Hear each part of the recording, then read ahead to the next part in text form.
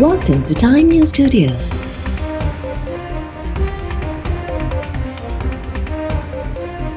You are watching 12 p.m. Bulletin.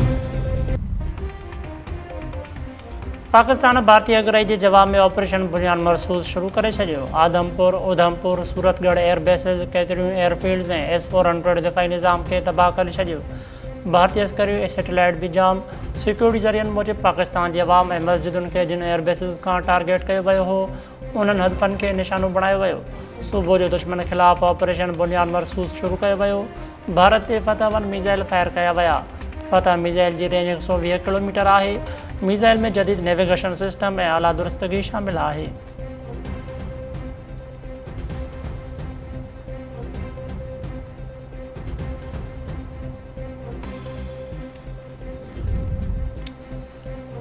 Pakistan भारतीय जहाज़ जे जवाब में शुरू कयल ऑपरेशन बुनियाद मरसूस जे दौरान आदमपुर में भारत जो एयर डिफेंस सिस्टम S-400 तबाह करे छॾियो। पाक हवाई फ़ौज कार्रवाई दौरान भारतीय फ़ौज जे सैटेलाइट जाम करे छॾी। सिक्योरिटी ज़रियनि जो चवणु आहे त भारतीय दिफ़ाई निज़ाम जे F-17 थंडर जे हाइपरसोनिक मिज़ाइलनि उॾाए छॾियो। भारत जे दिफ़ाई निज़ाम S-400 जी मालियत $1.5 अरब आहे।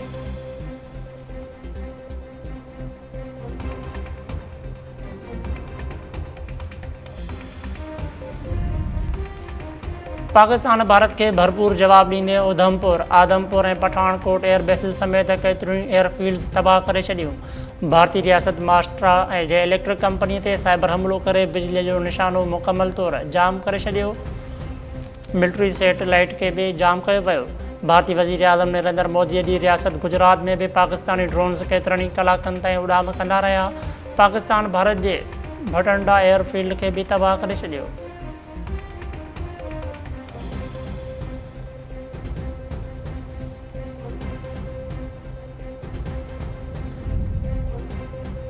वज़ीर आज़म शहबाज शरीफ़ जो क़ौम खे एतमाद में वठण जो फ़ैसिलो। ज़रियनि मूजिबि वज़ीर आज़म अॼु क़ौम खे अहम ख़िताब कंदो। वज़ीर आज़म शहबाज शरीफ़ जो बिलाल भुट्टो ज़रदारी, मौलाना फज़लुर रहमान, ख़ालिद मक़बूल सिद्दीकी ऐं PTI चेयरमैन बैरिस्टर गौहर सां फ़ोन ते राबितो। वज़ीर आज़म जो हाफ़िज़ नईम, ख़ालिद मक़सी ऐं चौधरी सालिक सां बि फ़ोन ते राबितो। वज़ीर आज़म शहबाज शरीफ़ सियासी क़यादत खे भारत ख़िलाफ़ ऑपरेशन ते एतमाद में वरितो। वज़ीर आज़म शहबाज शरीफ़ चयो आहे त अल्हम्दुलिल्लाह पाक फ़ौज मज़बूत तरीक़े सां ताक़तवर जवाबु ॾिनो आहे। भारत पाकिस्तान ते मिज़ाइल ऐं ड्रोन हमला कया। जारियाणी क़दमनि जे बावजूदि पाकिस्तान इंतिहाई सब्र खां कमु वरितो। पहलगाम वाक़े ते हक़ीक़त ॼाणण लाइ गैर जानिबदारानी जांच खे भारत रद्द कयो। अॼु सुबुह ॿीहर भारत नूर खान एयरबेस ऐं ॿियनि हंधनि ते मिज़ाइल हमला कया। भारतीय अमलनि में ख़ाली हथे ऐं मासूम शहरनि खे निशानो बणायो वियो। भारत जे कार्रवाइयुनि जो पाक फ़ौज भरपूर जवाबु ॾिनो। अॼु असां भारत खे मुंहुं तोड़ जवाबु ॾिनो आहे ऐं बेगुनाह शहरनि जे रत जो बदिलो वरितो आहे। असांखे पंहिंजे फ़ौज ते फ़ख़्रु आहे। वज़ीर आज़म जूं कामयाबु ऑपरेशन ते क़ौम खे वाधायूं।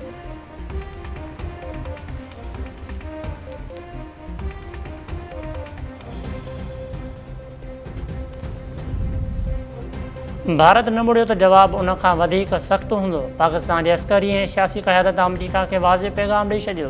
अमरीकी परॾेही वज़ीर मार्को रूबियो जा army chief general Asim Munir ऐं नायब वज़ीर आज़म इसहाक़ डार सां फ़ोन ते राबिता। भारत सां छिकताण घटाइण लाइ सहकार करण जी आछ। अमरीकी परॾेही वज़ीर आर्मी चीफ आसिम मुनीर सां फ़ोन ते राबितो करे सब्र खां कमु वठण जी सलाह ॾिनी। अमरीकी परॾेही वज़ीर चयो त पाकिस्तान ऐं भारत सब्र खां कमु वठनि। ख़िते में अमन जी बहाली सॼे दुनिया लाइ अहम आहे। अमरीका ॻाल्हियुनि लाइ किरदारु अदा करण लाइ तयारु आहे। नायब वज़ीर आज़म इसहाक़ डार अमरीकी आछ जी वाखाण कंदे चयो आहे त बाल हाणे भारत जे कोर्ट में आहे। पाकिस्तान ते हाणे हमिलो थियो त असां पंहिंजूं कार्रवाइयूं कंहिं सूरत में न रोकींदासीं।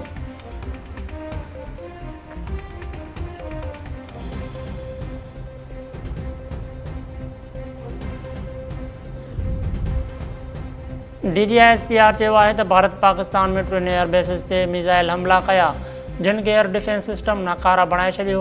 पाक हवाई फ़ौज जा समूरा असासा महफ़ूज़ आहिनि। पाक फ़ौज जे तर्जुमान लेफ्टिनेंट जनरल अहमद शरीफ़ प्रेस ब्रीफिंग में ॿुधायो त भारत जे तरफ़ आदमपुर खां 6 बैलिस्टिक मिज़ाइल फायर कया विया हुआ, जिन में हिकु मिज़ाइल आदमपुर में ई किरायो वियो ऐं 5 अमृतसर में किरिया। भारत पंहिंजे ई आबादीअ खे बैलिस्टिक मिज़ाइलनि सां निशानो बणायो। भारतीय पंजाब में सिखनि जी आबादीअ खे निशानो बणायो पियो वञे। असांजूं हमदर्दियूं भारत जे अंदरूनी साज़िश जो शिकार अक़लियतुनि सां गॾु आहिनि। भारत बोखलाड में पंहिंजे ई शहरनि खे निशानो बणाए रहियो आहे।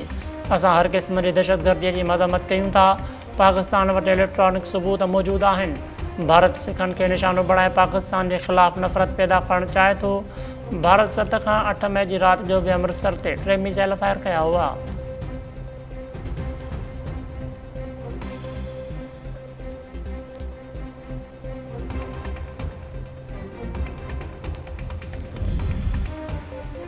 पाकिस्तान जी बका जे लाइ भारत खे जवाबु ॾियणु ज़रूरी हो। भारत खे जवाबु मिलण बैदि ठाह तरफ़ अचणु मुश्किल थी पियो आहे। भारत मामले खे वधाए रहियो आहे, वधीक नुक़सानु थींदो। दिफ़ा वारे वज़ीर ख़्वाजा आसिफ़ चयो आहे त भारत चइनि 5 ॾींहंनि खां तमाशो लॻायो हो। भारत खे चई रहिया हुआसीं त असांखे भित सां न लॻायो। मोदी जांच जी ॻाल्हि न ॿुधणु चाही। असां अमरीका खे बि चयो हो त पहलगाम वाक़िए जी जांच करायो। पाकिस्तान रुॻो जवाबु ॾिनो आहे।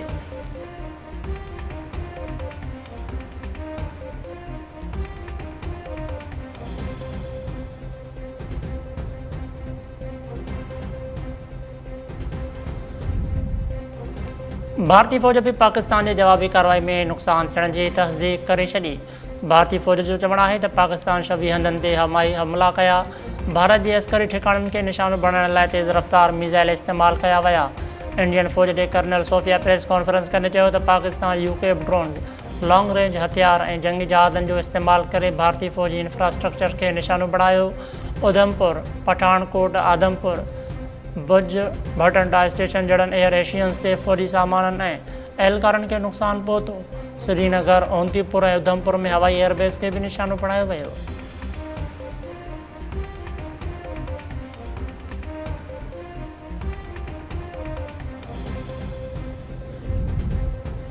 चीन बि पाक भारत तकरार हल करण में मदद जी आछ करे छॾी। चीन जे परले वज़ारत तरफ़ां जारी कयल बयान में चयो वियो आहे त वधंदड़ पाक भारत छिकताण ते नज़र आहे।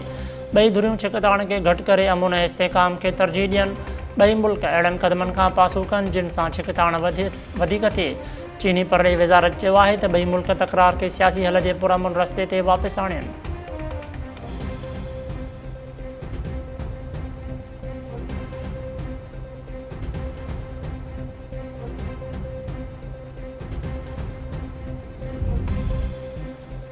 ऐं पाक भारत छिकताण सबबि पाकिस्तान जूं हवाई हदूं सुभाणे 12 वॻे ताईं हर क़िस्म जे उॾामुनि लाइ बंदि।